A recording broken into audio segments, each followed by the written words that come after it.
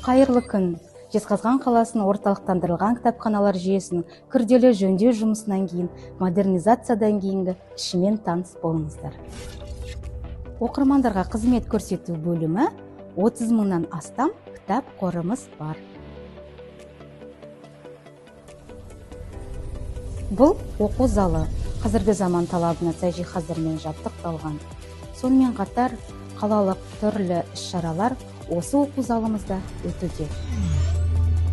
Бұл еркін аймақ коворкинг залы.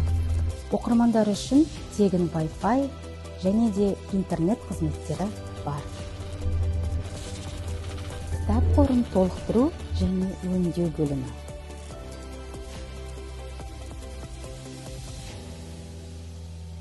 Кітап қорын ұйымдастыру және пайдалану бөлімі.